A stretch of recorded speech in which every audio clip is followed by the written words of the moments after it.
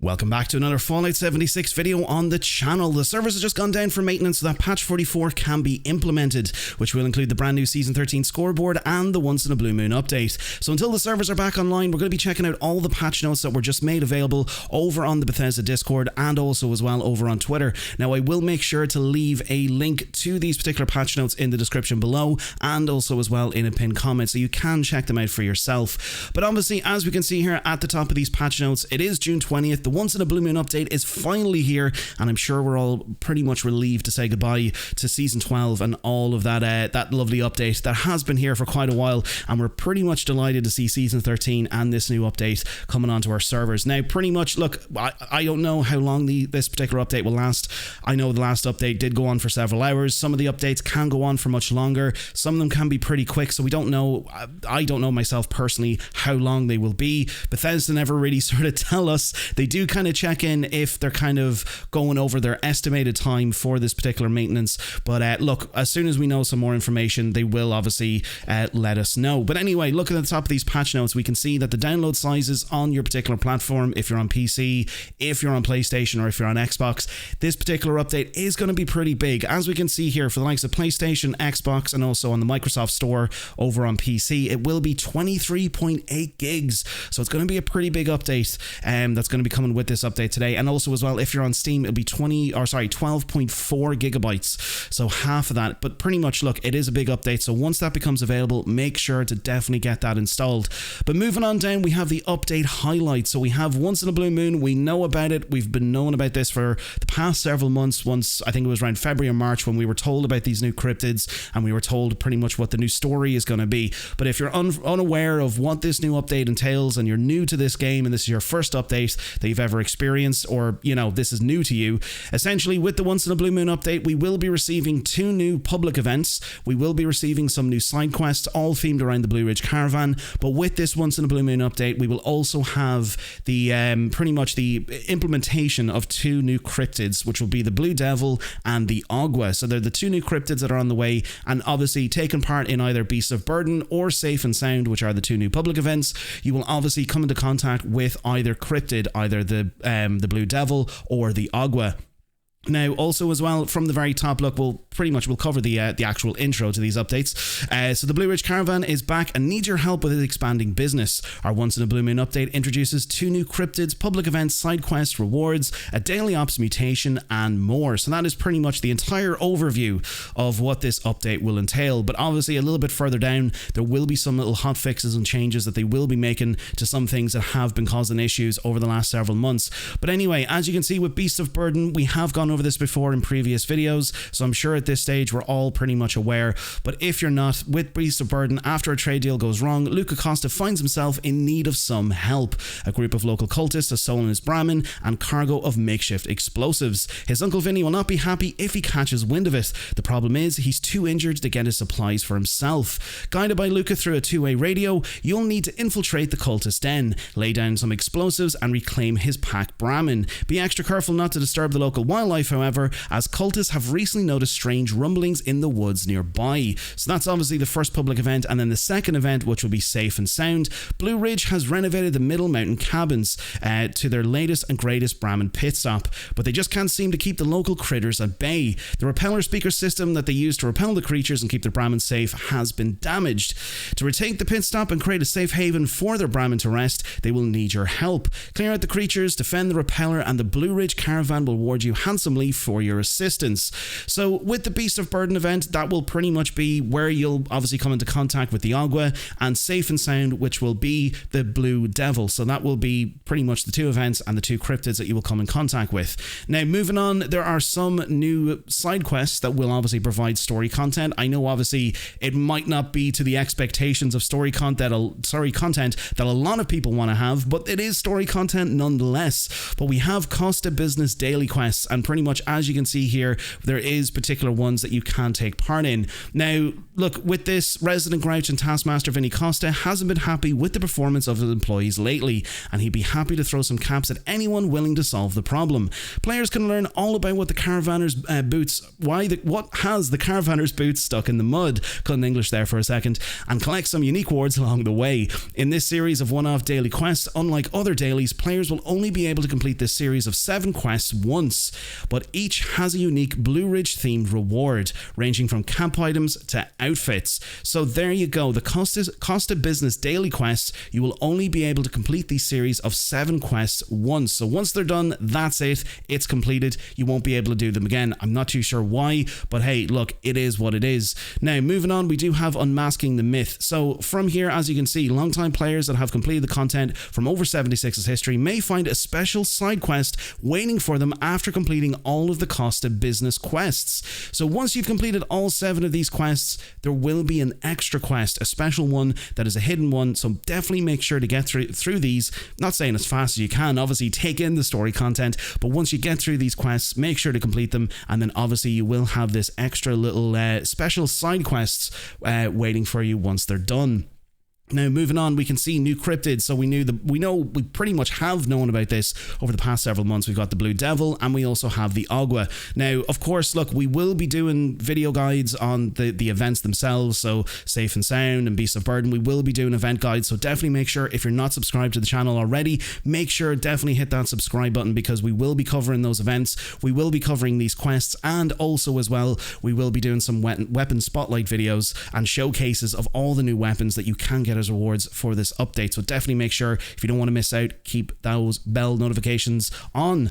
But anyway, moving on, we have new rewards. So as you can see here, braving battle against these new cryptids and public events is not without rewards. Complete these events to collect a host of new items, from cryptid plushies to outfits, camp items, weapon skins, and more. So there you go, there's a ton of new stuff, and also as well, to coincide with that, we do have the new Season 13 scoreboard.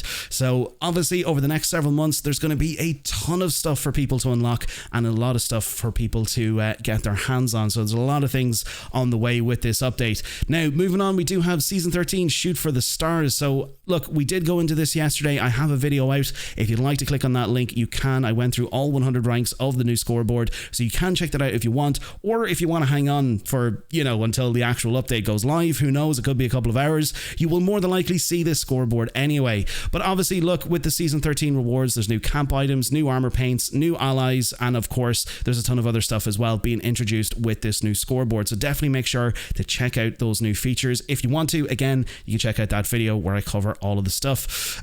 Also as well, it is on the Fallout 76 website. You can literally just go here, 76, click into seasons, and pretty much everything is there for you anyway, so you can check that out. Now, moving on, we do have Daily Ops. So there's a new mutation that's been introduced with this particular update. The new mutation is going to be called Danger Cloud. So enemies have... Okay, let me just quickly go through this. Lookout Cadets, a new dangerous mutation has been added to the Daily Ops. So there we go. Moving on, new Daily Ops, Danger Cloud. So enemies have seeds embedded in their skin. Periodically, they will radiate a spore cloud around them that damages the player, reducing their AP regen and max AP. Plan your routes and loadouts carefully to withstand these infested beings. So that does sound really cool. Now, I have seen some gameplay to this.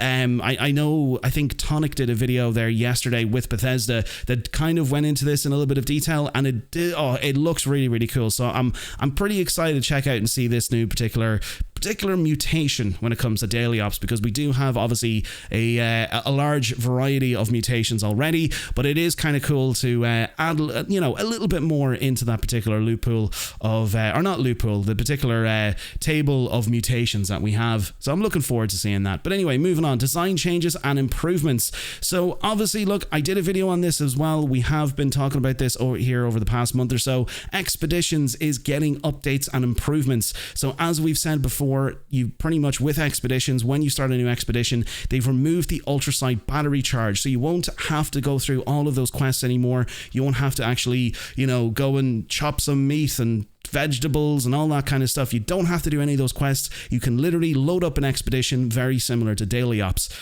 I'm delighted to see this. So this is a really, really good change. Also, as well, fuel quests are no longer mandatory. So those are obviously the ones that, you do get your ultrasight battery from. But with these particular quests, they have now changed from being mandatory quests to actually daily quests. So with these particular quests now, you will still be able to get rewards. You're able to still get XP. You can still do them. They're not there, they haven't removed those particular people or those NPCs. You can still actually do them, but they're no longer mandatory, which is awesome to see. And obviously, the big win for Expeditions, which is reduced stamp costs. That is a huge win, because I know there's been a ton of people who have complained, especially about the cost of particular rewards that you can get from Giuseppe's inventory. So this is amazing to see, and I'm delighted to see this change. So obviously this is going to help everyone out in a big way when it comes to any of the rewards that we currently have at the moment and any future rewards that we might get down the line. Obviously, look, Atlantic City is going to be next year, so more than likely we will have new rewards that will come with Atlantic City. So it is just really cool to see these reduced stamp costs. Now, also as well, Ashes of Fire will now grant an increased number of stamps and legendary items in its reward pool. So that is great to see. So not only is the stamp cost of items being reduced, also in terms of what you get as rewards have now been increased. So you'll get more stamps, you'll get more XP, you'll get all this really good stuff to kind of help alleviate that grind, which is getting those rewards from Expeditions. Moving on, we do have some weapon and armor descriptions. So obviously, one of the major things to come out of this update as well, especially when it comes to, when you're modifying weapons, you're trying to change from one modification to another. Sometimes, it was very limited in terms of what we actually knew what these particular mods were doing to our attributes. So obviously, look, if you were changing like a fixer from maybe a short barrel to a long barrel, or you're changing it from, being primed or just regular, all these kind of things. Obviously, you can see the damage change, you can see it increase and decrease, but there's not really a lot. We only know like certain things, like when it comes to range and a few other little bits and pieces. But with this update, there's a ton of things that they're adding into this. So as you can see here, item view and inspection. So with this as well, first of all, I'll go back what it says here. Gameplay settings. We've added the ability to turn advanced mod descriptions on or off. By default, this setting is set to off. So when you go in, if you want to turn this on, just make sure, go into your settings, advanced mod description, and set that to on if you want to see a lot of this. But as you can see here, item view and inspection, AP cost, fire mode, single automatic charging, ammo capacity, and damage over time effects are now shown. Moving on, we've added new icons to replace the plus and minus indicators when crafting new items. Changes when modding are now color coded, and also as well, set bonuses now have an icon indicator next to the effect description.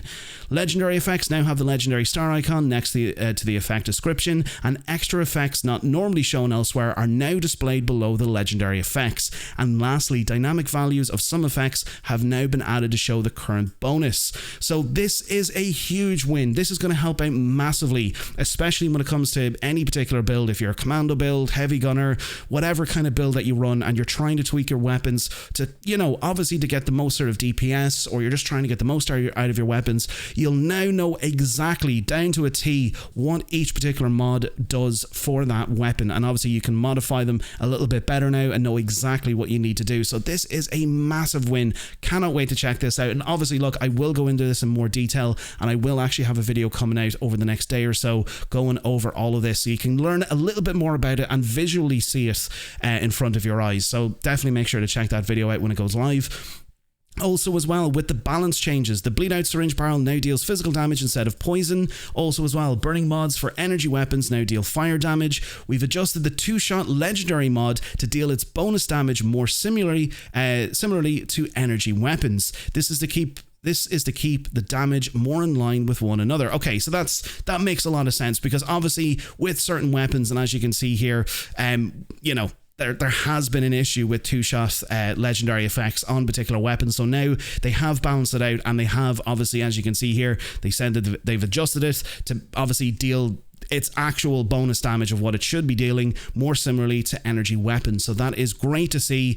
I think that's a good win. I like the sound of that. It needs balance, and obviously in certain circumstances, if it's not actually doing what it's intended, or it shouldn't be doing what it's intended to do, obviously that can be an issue for particular weapons. But look, we will obviously go into this particular thing as well. I will cover a video on this regarding the 2-shot legendary effect and see how it has actually changed. Is it an improvement? Is it not really improvement? We will go over it anyway. But moving on, we have additional design changes and improvements. So obviously there's a lot of these sort of things that have changed. So contextual ammo, fanfare. Also on PlayStation, we've updated the default controller layout for PlayStation users. Great to know. Resets during daylight savings. Vendors now update their inventory at the same time as challenges at 11 a.m. Central. That's great. So at least now that's been fixed. Also as well, settings. We've added a setting to enable and disable weapon muzzle flash. That's going to be a cool thing because I know some people weren't in particular happy with those, but look, you know, it's cool to have that option there anyway. And also as well, we've also added a setting for VATS targeting for grenades and mines. That is really cool because I know obviously when you go into VATS and you see a grenade being thrown or you see a mine being thrown, sometimes you automatically just, you know, beam onto it. But at least with this, they've added a setting for VATS targeting for grenades and mines. So maybe you can switch that on, you can switch it off. You can see there, players can now choose to target all or just players or none at all. So there you go. That confirms it. That's great to see. At least there's an option there when it comes to those particular things. Now, moving down, we have some bug fixes and improvements. So audio, there has been things that have been fixed. Art and animation, camps and shelters. With, as you can see, there's been a few fixes to some of the allies. Moving on, there's been some issues that have been, you know, that they have addressed when it comes to building. And obviously going down into crafting. Under Armour, the Brotherhood of Steel Soldier and Knight Under Armour now has the correct texture applied to them. That's cool to see. Challenges, dailies. Added a Refuge daily quest to the list for complete daily quest type challenges. Don't know what that is, but would like to know a little bit more about that. And also as well, epic challenge, seasons and world challenges. So it's obviously, as you can see there, there's a lot of stuff that they have fixed when it comes to particular aspects of the game. Moving on to daily ops, Charleston Capitol Building removed exit signs above inaccessible doors. Okay, well, that's good. That's good. At least people just won't be running out of the daily up. But that's cool. At least they've done that anyway. It's an improvement. Also, as well, they've made some adjustments to enemies. So animation, combat, creatures, robots, and trogs. When dismembered trogs no longer spawn as a secondary... Trogs no longer spawn a second bloody head. Okay. And then in events, Invaders from Beyond fixed an issue that caused the dynamic weather events in nuclear blast zones to be overridden by the Invaders from Beyond event weather. Okay, good to know. Moving on to gameplay, they have fixed something when it comes to magazines. So the Backwoodsman 4 magazine now works properly and provides a 50% chance to yield double items from plants. There you go, big win. Moving on, the Backwoodsman 6 magazine plus 50% health boost now correctly applies to all food items and correctly states it affects in the Pip-Boy. That's cool to see. Also as well, the well-fed buff now persists after logging out and back in. Okay, that's good to know. That is good to know now. At least they've obviously fixed that. Moving on, fixed issues related to shared perks being persistent after stopping sharing them. Okay, didn't know that was an issue, but hey, they fixed it anyway. And moving on, XL, Radaway, Antibiotics and Radex are now affected by the Chem Fiend perk. That is great to see. That is awesome. So at least they have fixed a lot of those things there, especially because those are obviously buffs. They're aid buffs, they're camp buffs, there's magazines, all that kind of stuff there. So at least they have fixed a lot of that stuff. They fixed something to do with power armor. So crafting, repairing Strangleheart power armor helmets no longer requires Vault Steel and Legendary modules. That's going to be a huge win because I know obviously, yes, when you were crafting it, you do need these particular components when it comes to Vault Steel and Legendary modules, but there's not really that much goes into the actual power armor helmet. So at least they have removed the requirement to do that. So at least you won't need to actually, you know, have the same amount of Vault Steel and Legendary modules as you needed to. So at least now it'll be a little bit easier to craft that. Also as well, the Father Winter helmet paint can no longer be crafted without knowing the recipe and no longer appears in the menu for crafting. Okay, so if you don't know the recipe, you cannot craft it, but yes, if you get it as a reward, it's still there. Okay, I read that as it cannot be crafted anymore, but okay, so once you know the recipe for that, then there you go, or you know the particular plan, you can still craft it. That's good to know. Moving on, quests, Nuka World. The following plans no longer drop from the Nuka World on tour events after the player has learned them: Ultrasight Backpack Flare, Bottle Backpack Flare, and Cappy Backpack Flare. Yes, that is a big one because there has been some rewards that I still haven't managed to obtain from Nuka World on Tour, and of course these particular rewards here always pop up. So the Bottle Backpack Flare, the Cappy Backpack Flare, and I'm like, I already have about 20 of these. So that is cool that they have obviously removed them, so once you know them, that's it. You won't be able to get them as a reward, and that's them gone, and at least it'll kind of save a little bit more time and trying to get those other rewards. So that's pretty cool to see. One Violent Night, fix an issue causing the progress bar to unexpectedly stop. Yeah, that has always been a little bit finicky. I have seen a few bugs when it's come to One Violent Night. That's always been there's always been a few issues there. Moving on as well, quest, fix an issue where players weren't received the bonus caps when a teammate completed a quest. Also as well, spin the wheel, fix an issue that would cause the keep moving twist would not damage players who are standing still. Fixed an issue that would cause the keep moving twist would not damage twist would that's not proper English, unless I'm reading that wrong. But anyway, they fixed an issue with spin the wheel. Surface to air, completing the event at the Ford Station Alpha locations now always count as completing an event in the Cranberry Bog for challenges. Okay, now moving on as well, they have fixed a lot of things when it comes to weapons. They've fixed a lot of world issues, so vehicles, plasma grenades now deal damage to vehicles. Okay, vendors, world, okay, user interface, and as you can see here, so there's a ton of other stuff that they have obviously improved. Like I said, there's minor things that they have obviously they're tweaking under the hood and other little bits and pieces, but obviously look, the major things that we're here to look at today, you know, the new Once in a Blue Moon update, the 2 new events, the new side quests, obviously the Season 13 update, of course the new Daily Ops mutation, but also as well, the 2 extra things that we're getting with this event, or this particular update, is expeditions. Obviously that they're getting their improvements, and also as well the weapon and armor descriptions. This is a huge win, and obviously like I said, I will be going into more detail in future videos over the next week or so. So again, make sure definitely to have that bell notification turned on. But yeah folks, that is patch 44. Yeah, I'm nearly sure this is patch 44. Yeah, patch 44. Those are the update notes, the patch notes. Good luck everybody with the new season. I hope everyone has a ton of fun with it. And of course, look, like I said, we'll have more videos on the way covering the new season. But again, look, I'll leave a description, or I'll leave a link to this particular page in the description below, and also as well in a pinned comment, so you can check out all this stuff for yourself. But until then, folks, I will catch you in the next video. Thank you again to everybody. Thank you again to our channel members. Thank you again to our subscribers. Thank you so much for helping the channel to grow. I hope you all enjoy the new Season 13 update. I'm looking forward until the servers come back on. I'm really looking forward to getting into it. But again, until next time folks, enjoy yourself, stay safe out there in the wasteland, and I'll catch all of you legends in the next video.